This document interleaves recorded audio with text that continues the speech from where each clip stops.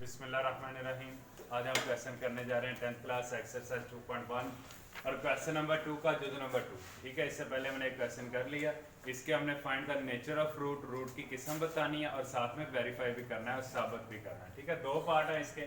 पहले पार्ट में आपने फ़र्क मालूम करना है, रूट की किस्म मालूम करने के लिए, नेचर ऑफ रूट मालूम करने के लिए फ़र्क ही मालूम करोगे।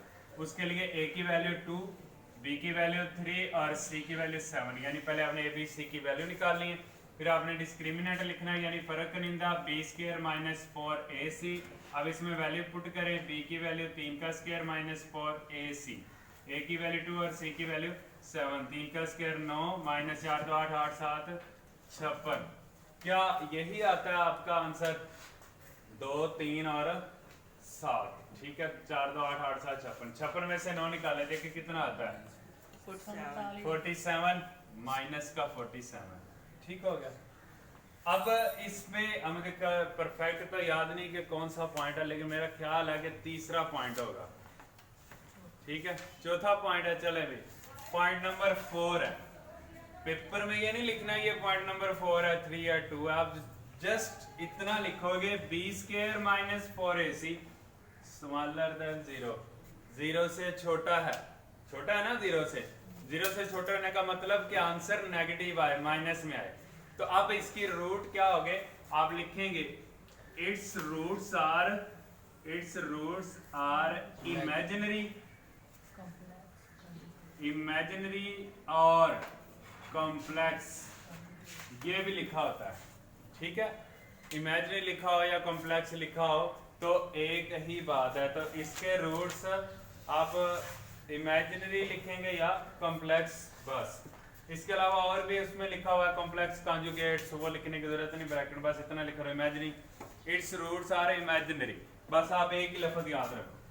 ठीक है, उर्दू मीडियम वाले क्या लिखा हुआ? उर्दू मीडियम वालों का गैर हकीकी, ख्याली, यानी इमेजिनरी को उर्दू में ख्याली कहते हैं। तो वो लिखेंगे इसके रूट्स ख्याली और गैर हकीकी हैं, बस ख्याली हैं, इतना लिख लो काफी है। आप ख्याली की जगह पे ये भी लिख सकते हो इमेजिनरी। ठीक है, जरूरी नहीं है कि ख्याली ही लिखो, इमेजिनरी भी लिख सकते हैं, कॉम्प्लेक्स भी लिख सकते हैं। ठीक है, अब हमने ये एक पार्ट हमारा कंप्लीट हो गया, नेचर ऑफ रूट हमने बता दी। अब हमने इसका क्या करना है, वेरिफिकेशन करनी है। तो यहाँ पे आप हेडिंग दे दें वेरिफिकेशन की, यानी जो उन्होंने लिखा हुआ कि आप सबूत दें। तो चलें जी, सबूत दे देते हैं, अदालत लगी हुई है। ठीक है, सबूत देने के लिए आप क्या करोगे, इसका कंप्लीट सॉल्यूशन देना। ठीक है, उसके लिए आप फार्मूला ही इस्तेमाल करो, ज्यादा बेस्ट होगा। x माइनस बी जमा नफी under root b square minus 4ac over 2a। बेटा ये दोबारा क्वेश्चन लिखने की जरूरत नहीं, हम उसी क्वेश्चन को सॉल्व कर रहे हैं।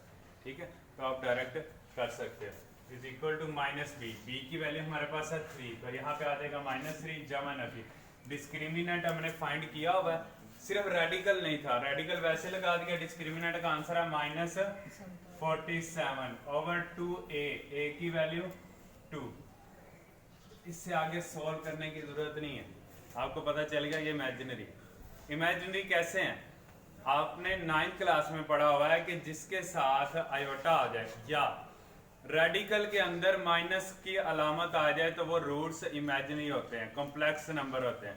तो देखो ये माइनस रेडिकल के अंदर है ना, है ना, यानी हम इसको इस तरह लिख सकते हैं। रफ फॉर्मूले पे मैं आपको समझा देता हूँ। 47 इंटू -1, 47 लैदा कर दे, इसका रेडिकल -1 का लैदा कर दे 47, और इसका क्या आ जाएगा आयोटा।